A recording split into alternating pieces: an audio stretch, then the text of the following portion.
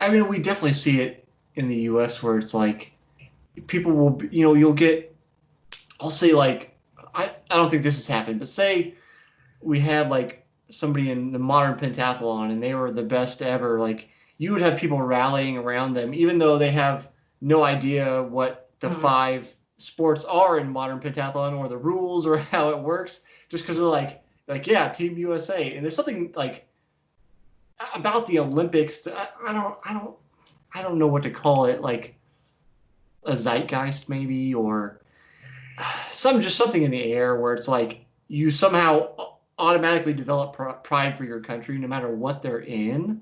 Mhm. And you know, the U.S. being so sports centric, you could almost say, yeah, it's just a U.S. thing, but I feel like you do see it just from countries across the board, no matter what it is. Yeah, for sure. It definitely brings out everyone's national pride. And it was cool. Like it was actually, I found it very endearing. When the Olympics were starting to come around, like we would be playing these exhibition games just to kind of practice, and like the arena would be completely packed, and it was like very obvious that the fans had no idea what was going on. They were cheering every time the puck went towards the other team's direction, even vaguely, right? Yeah, Just cheer. And it felt so weird, but it was also so endearing because it's like, they have no idea what's going on, but like they're just here to support us, and they're excited that we have a team, and they're clearly very passionate. And I appreciated it. It was cool. yeah, yeah. Um, so your PhD, you're working at Duke. Um, Please correct me if I'm wrong. Ecology and evolution of primates. Um, so we'll have to get to this in a minute. You jumped to data science, but when you're working on your PhD, what was your focus? What were you doing your dissertation on? Yeah, so my dissertation was kind of one of many projects. I was a bit of a generalist in grad school because I was interested in the data modeling side. I kind of jumped onto lots of people's projects as like a sort of technical support Mm-hmm. almost. My dissertation ended up being on the evolution of the skull.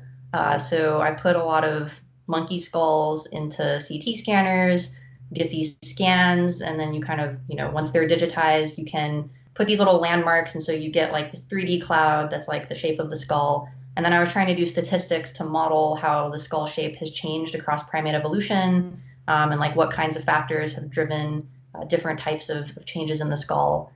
So that was my dissertation. And yeah, it was a bit of something I kind of fell into, to be honest. There was just a really cool data set, and a guy in my department who was like, "Hey, this would be an awesome dissertation," and I was like, "Okay, cool." Um, so yeah. So maybe that answers my question because when I read that, I always like to play devil's advocate, and I just wanted to ask you, okay, so we're looking at changes over time of these skulls.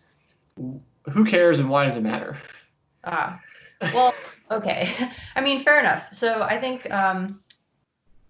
the most sort of practical answer, which you could also still follow up with, okay, who cares about that, is that paleontologists, when they find something in the ground, it's like a bone, right? They want to know something about the animal that had this bone. They want to know like what it ate. Did it live in social groups? Like what was its ecology? How was it interacting with its environment? What can this tell us about the history of all life on Earth? And in order to do these kinds of reconstructions of behavioral features that don't fossilize, you need to have models that say, okay, if the bone looks like this animal probably walked like that, probably ate this thing, whatever. And so we try to build these models using data on species where we know both what their morphology is, but also what their behavior is, and basically try to extrapolate them so that we can make these inferences about things where we only have the heart tissue. So yeah, I think it's a piece of a bigger puzzle of trying to put together what happened in evolution in general. Yeah, I mean, as kind of answer my own question, it seems like I always like to hear what you have to say, but it seems like you're kind of going towards the idea of it's us trying to answer in part, where do we come from? How did we get here? Hmm. One piece of that. Yeah. Sure. If you're focused on humans, yes, that is the question. I think in general in evolutionary biology, the question is much broader. It's kind of like, I guess the us is not just humans, right? It's sort of like Right. all of the life, right? How did it get here? Why is it like this? How inevitable was it that it would be like this and not like something else? These sorts of questions. Um, I mean, I think about it in terms of like, so I ask that kind of question of anytime I get anybody in academic field on, because you can see these academic papers, and if you're not used to reading at that level with that kind of syntax, it is taxing. It's taxing for me, and I even try to read through that kind of stuff semi regularly now with people on the show. Uh, so it's like you definitely get the very glossed over look on most people when I'm sure you've tried to explain, be like, this is the research I'm doing, and then they're like, uh-huh, that's nice. Okay, that's good, Randy. You're a nice person, so I'll continue to listen, but I don't know what you're talking about. So, but just one of the things it seems like a lot of academics are about, no matter what they're working on, is like sometimes there are patterns and models that can be cross-disciplinary. Like we see things emerge in one field and somehow they'll kind of morph their way over somewhere else. So it's like even if the collection of data seems esoteric at the time, it may prove important later. Just because I know some people will argue, well, academics is a waste of time. Like we're not developing anything. And I love applied stuff. I talked to Dan Feeney, a former pro triathlete, last week. He works at a company called BOA Technologies, and he is this basically the scientist on staff that helps figure out how to make like shoes fit better for performance and stuff. Like I love that stuff, and it impacts people directly. But there's a whole bunch of theoretical stuff that came before it to get him to that place. So it's always nice to hear when people have done the research can explain why it's potentially useful. For sure. Yeah, I mean, it's definitely, I think, knowing how directly impactful your work is or how relevant it is to kind of human society immediately is a question I've struggled with, and it's kind of related to why, I think I did want to do something that was a little bit more practical and applied, which is why I made this transition to data science. And I'm working in industry now. But yeah, I think there personally is enormous value to allowing scientists to follow their nose. Give them the space because they're not asking for much money to do it either. So give them the space to, explore what they think is important. And these types of things like deep evolution, it definitely can be hard to come up with reasons why we really need to know about this. I think I guess I would say two things. One is almost just philosophical. It's like we have to care about how life on Earth got to be here, right? This is a really important question just for understanding our place in the cosmos. And so I think there's value to thinking about it from that standpoint. The more practical application I think could be climate change, right? Looking back in deep time and being okay, work with a geologist and figure out what was going on in the environment at this time, and then what impact did that have on the environment? And when something catastrophic happened, how was the environment able to recover? How long did it take, right? These are things that are not sort of short-term practical for any application in human society, but I think they're definitely important to thinking about these long time scales and what kind of impact we're having on the planet and ecosystems. So yeah, that's my plug for evolutionary biology. I think it's important. No, I'm totally on board. I'm absolutely on board.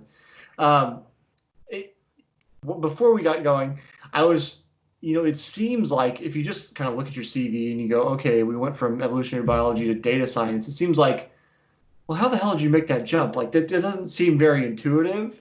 But after you said, okay, well, I was on a bunch of different products and I was projects and was kind of interested in the data and working the data in different places, I'm like, okay, well, now the jump seems less broad. It's more okay, there's more a natural leap.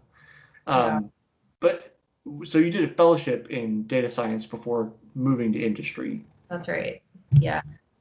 So that was called Insight Data Science, and that was a program that was very specifically designed to help people in some irrelevant academic field transition into doing something in industry.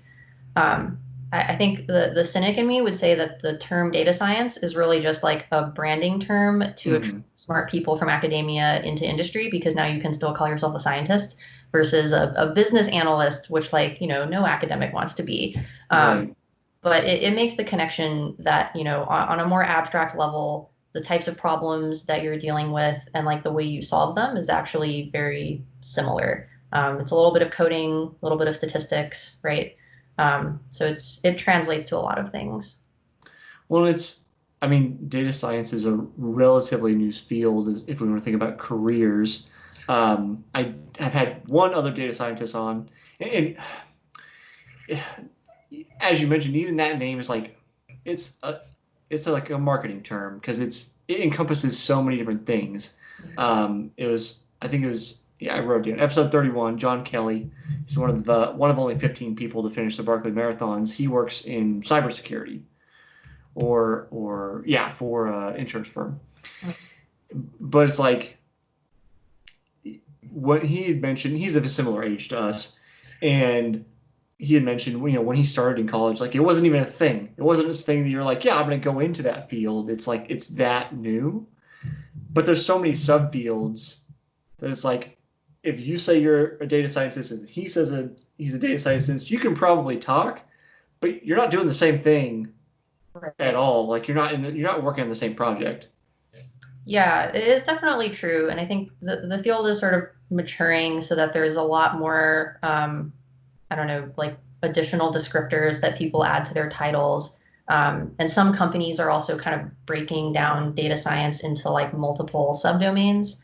Um, but I don't know. I think it's like a lot of things. Like, I don't know that that's unique to data science, right? Like, you could Right. pick any of these kind of like corporate titles, and in different corporations, that title means something else. What's a product manager? Like, there's a lot of stuff like that. So I don't know. It is a little confusing though. So, what are you actually doing at Kayak? Are you still working right now? Maybe is a good question Yeah. with everything going on. So I'm very fortunate to still be working. As you probably know, the travel industry has been hit pretty hard by COVID. So there have been like, big layoffs have happened at all the big travel companies like Expedia, TripAdvisor, and most recently Kayak. We had a pretty big round of layoffs last week. And we have stopped a lot of things, like a lot of the day to day that we normally do, which is mostly related to like marketing, is just not happening anymore. Like, we're not spending a lot of money on marketing. And so a lot of the people whose jobs were really in the day-to-day stuff, like they just didn't have anything to do. Those of us who are writing code, we do have stuff to do because we can always build things that'll be useful later on. And in some ways, the being able to step back from the crazy day to day is almost nice, at least for someone like me, because you can really focus on doing deep work on a project. So we're trying to just invest in the future, and whenever travel comes back, hopefully we'll be ready. Hmm. So on the day to day, they don't leave you kind of to your own devices to kind of work on a project. They're like pulling you in to put out fires? Yeah, like normally we have a role called data science on call, which basically means we have these data pipelines where data comes in from Google and Facebook and all these other places. And sometimes those pipelines break and we have to go in and fix them so that we can get our data and do what we need to do. So yeah, that kind of day-to-day stuff does happen, and often takes, depending on the day, it could take 30 minutes or your whole day. Um, and yeah, that kind of stuff is pretty relaxed right now. Um, I I wish I knew who that was. I saw you know what I'm talking about when I say there's that company masterclass and they have all the master classes with. oh yeah. So I saw an ad. I bought a masterclass with Hans Zimmer Oh, about film cool. scoring, Yeah. but so I get all these masterclass ads. I saw this ad from an author, and I wish I could remember her name, Hmm. but she was talking about in the ad that interruptions are the death of creativity. Hmm. So she was talking in the context of writing, like you need to find a time where you're not going to be interrupted and you can let your mind kind of go to work. So Yeah. that's what I was thinking about when you're talking about being able to step back and just kind of do your thing is you're not having to go put out fires constantly and then try to come back and refocus. Like you can let your brain go to work. Yeah, exactly. There's like a huge cognitive cost, I think, to task switching. And in general, I feel lucky that on my team, I think everyone knows that. And so we try to like kind of clump the meetings together, right? And like leave as much of that sort of uninterrupted time for people to work as possible.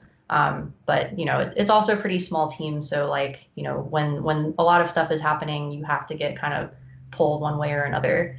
But yeah, absolutely.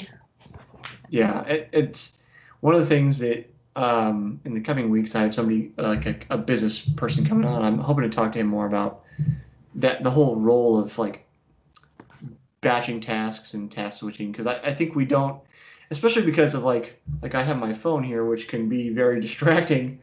Yep. We have the ability to be so distracted so easily, even just sitting at the computer doing work. Yeah. I can have 100 browser tabs open, you know, notifications coming in. It's like, how do I get anything done? Mm-hmm. And that applies to more than just like business people, although he's got to really be conservative with his time. So do you have any tips on how you figure out how to keep yourself focused in a world basically where we're constantly being distracted? Yeah. So one thing I do, which I know some people like my partner drives them nuts, is I just put my phone away. I just don't look at it for like hours. And you know, that means sometimes text messages go unnoticed for a while. But I find that I have to, because I also find that, you know, even if it's just a text message, once I like open my phone, there's no way I'm not gonna like also click a couple other things, right? So I have to just have it like completely out of sight. And then, you know, I've taken some measures, I think particularly with the working from home and COVID, I think is especially hard not to kind of get sucked into like news or social media. So I just make sure I remove that stuff from like my work computer so I don't have my iMessages popping up, right? And I just try to make it hard for myself because I find that just adding like a couple steps to do something can make a big difference. And yeah, another thing I've done, I don't know how helpful this is. I do this thing on my phone. I don't know if you can see this. I like put all of my apps inside of folders. Yeah, in these little folders. And for some reason it makes a huge difference for me mentally because like the folder like aggregates up how many notifications you have, but you don't know what app it's coming from. So it's not like, oh, check Facebook, check this. It's just kind of like all these numbers piling up. And I know a lot of them are meaningless. And so just this extra step of having to actually like go into the folder and see what the notifications are, it helps me to stay off some of these things, especially like the most addictive ones. Mm-hmm. But yeah, it's definitely a constant struggle. Do you have any tips? I turned a long time ago, so this is two things I do. I turn off my push notifications, number one. So all of them, everything, absolutely everything. Yeah. So like I don't get push notifications for emails or anything. And I've gotten really bad about this lately is I've just gotten back to like just opening my email like every 5 minutes. But I had for the longest time done, this is a suggestion from Tim Ferriss, who's author of the 4-Hour Work Week, is you check your email twice a day. Check it at noon, check it at 5. And, you know, you'll answer people at noon, you'll answer people at 5. If people have to get a hold of you, like it's an emergency, call. Otherwise, send me an email, I'll get back to you at noon, I'll get back to you at 5. And that's like batching, where you're like, instead of just, okay, I'm working on code, and then I got an email, and I'm back to code, and then back to, instead of doing that task switching, it's just, this is my task at noon, answer everybody, this is my task at 5 to end the day, leave me alone for the rest of the evening, because this is my alone time. I know I need to get back there, because I've been terrible about it lately, but I found that to be very helpful, setting that rule, having a rule that says, these are the times I can check it, otherwise I can't. But you mentioned like, so people have to call you if it's an emergency. Like nobody calls. Oh, nobody. Okay, because there's no emergencies, or because they just expect that you should be on your email every 5 minutes. Well, the only people that call me are basically my dad. He's 77. He's retired. so he's got a lot of time to himself. And my phone's often on silent, so he'll call. I won't see his call, and then he'll like call my significant other, and then she'll give me the phone. Other than that, the only people that call are spam callers. Yeah. I will have the phone on during the workday to try to answer customer calls, but those are often spam callers. I very rarely get customers calling. And then when I'm scheduling for like freight deliveries, and they'll leave a voicemail, I'll call them back. Yeah. So no, nobody calls. Okay. Yeah, I was thinking like you almost have to like train people, right? Like, Right, and that's what Tim Ferriss says is like you have to train them. If it's something not important, send me an email. yeah, Don't call me. right. And once they get used to like, oh, Randy's not going to pick up her phone. I'll just send an email. I'll just send a text. She'll get back to me. Yeah. Then they kind of stop. It peters off. Yeah. No, that makes a lot of sense. It's something that I feel like is just difficult to do if you have a job where you're sort of expected. Like if the culture of the company is like you should see your email every hour, it's very difficult to not go along with that. Yeah. But I certainly wish that was the case. Like I long for the days. I feel like even college, it was like this. There was like almost a 24-hour grace period, right? Like no one expected you to necessarily see your email with less than 24-hour turnaround. But it Right. doesn't feel that way anymore. It feels like email is almost just like maybe a slightly more contentful text message, but you're supposed to see it like almost immediately. Yeah. But It would yeah, be it would be interesting if you could experiment with it and report back to me to see because Tim's supposition is basically that even though whoever's emailing you thinks that it's important and it needs to be answered right now, it probably doesn't. hmm. Now, I'm sure there are cases where that's not the case. It does need to be answered right now, but that's the case where it's like, call me if it needs to be answered right now. If it can be answered in 3 hours, I'll check it at noon, check it at 5. Yeah, So I'd be curious. I don't know if everybody did that. I don't know how effective it would be. If everybody's emailing at noon and everybody's emailing at 5, then you've got lag time and hmm. I don't know. Anyway, we're running short on time. So I'm asking everybody this season or this year the same question. I think it's probably particularly pertinent for you. I'm asking people, what do you think the purpose of sport is? Hmm. Whoa, that's a deep question. Um, so let me just think for like 10 seconds. That's okay.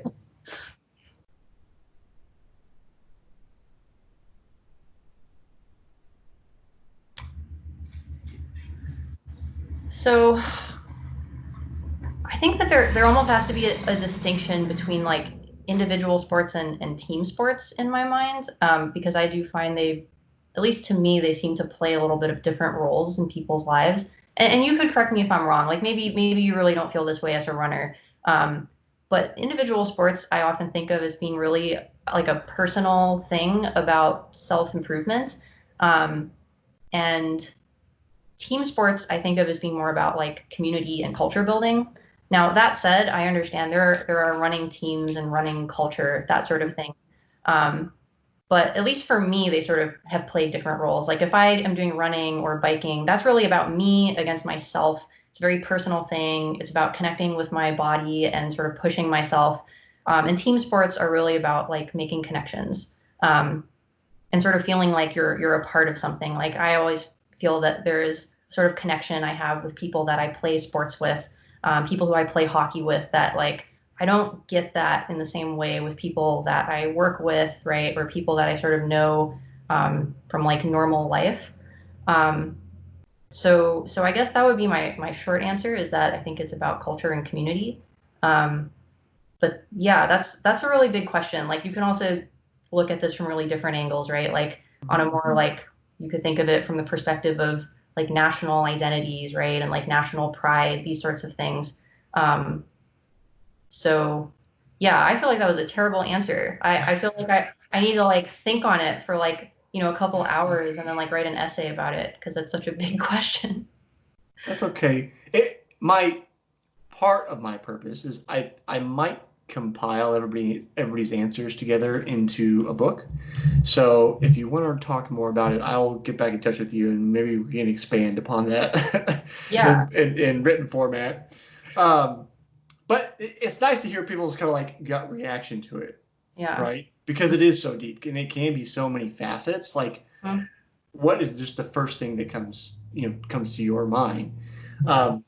In regards to running in community, yes, there is like running culture, but it is kind of an odd dichotomy where it's like I am trying to improve my own times and I want to be faster, better, stronger. But then, like at least at the high school collegiate level, if you're on a team of um, similar fitness level individuals, you have a shared experience of suffering. Mm. You Yep. know, and you are encouraging each other to be better, Hmm. even though individually you all have to perform. And like I shot a commercial with my friend Brian. So anybody who wants to see that, just go to the Soul Pre website. Um, who ran with me in college? Brian's a small guy, but I couldn't put Brian on my back and run with him, and like get him to the finish line sooner. Like that's not how that works. He Right. has to run his own race, and I have to run my own race. But collectively, again, in those formats, there is a team, and you do score points, and you rank as a team. Mm.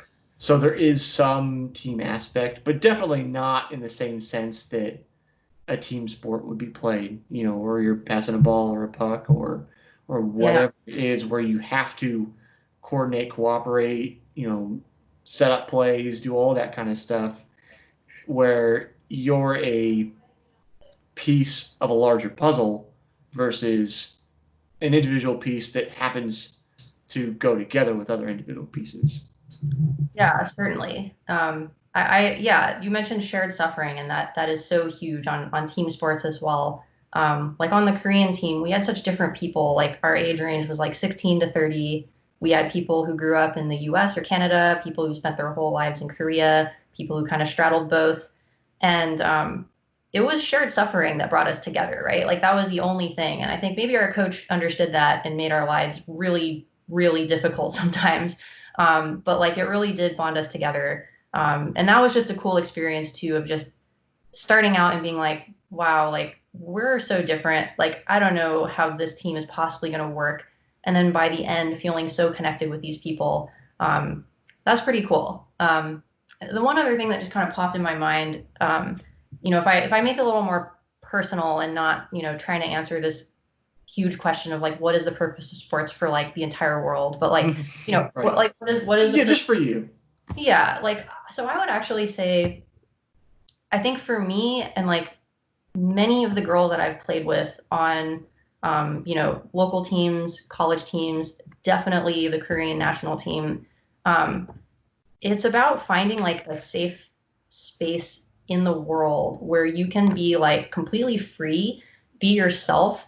I think for women, like sort of not having guys around, and it's like a weird thing to say, but it makes a huge difference because people stop like performing for men, right? Like the Mhm. girls stop thinking like, oh, like how does my body look? Do I look attractive for men? Am I being feminine enough for men? It's like you're completely surrounded by women and you can like be as gross as you want, you can be as aggressive as you want, and you just see this like freedom come out of women when they're in this like all female environment, particularly for an aggressive sport like hockey. I think it's an outlet for a lot of girls, and for some of these girls on the Korean team, like Korean society is pretty culturally like oppressive on women, right? Like there are such high standards for beauty, femininity, and you could just see these girls like just the freedom that they felt when they were at the rink in the locker room having their team time. It was a beautiful thing to see.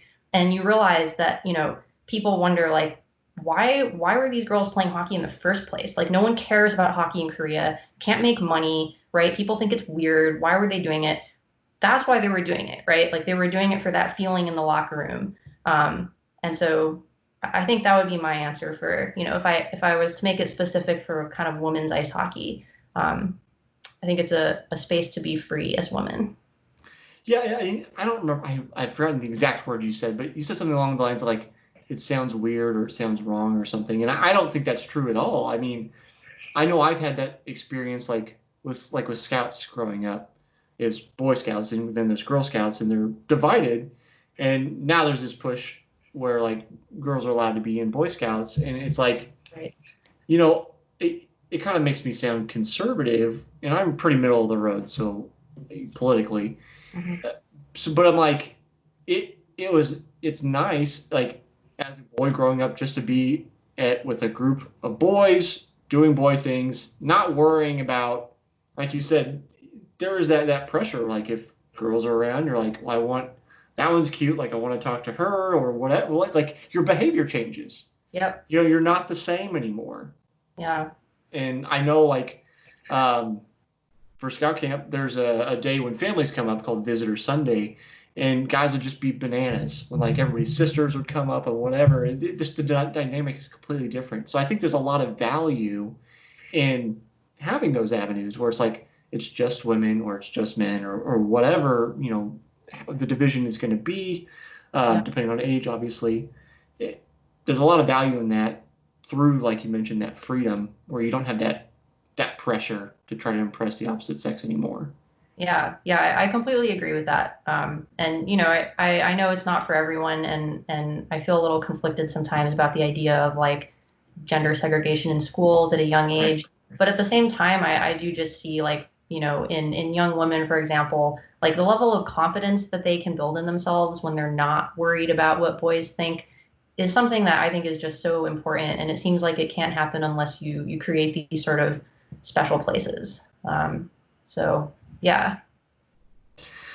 Randy, I think we could probably keep going for a while, but we run over time. I want to be mindful of your time. If people want to get in touch with you, kind of see what you're up to, are there any avenues where they can keep in touch with kind of what's going on with you, your research, or anything like that? Um, I mean, I have a dinky personal website that I don't really keep super updated anymore. And I'm not huge on social media either. But you know, if they really wanted to see my bad jokes and stuff, they could follow me on Facebook. Um, Okay. but yeah, I don't know, not really. Nope, that's perfectly fine. I'm not really active on social media, so I'm with you too. I have the show, and that's that's about the extent of what I do. Randy, I really appreciate you spending time with me today. Yeah, thanks. This was a great conversation. Take care.